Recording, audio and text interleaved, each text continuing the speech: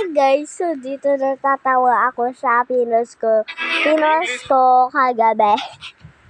So tignan nyo na lang. Huwag na kayo English or Spanish? English. English.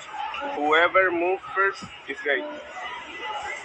Baby, you got something in your nose. Slipping that cake. Parang pakit pa talaga. English or Spanish?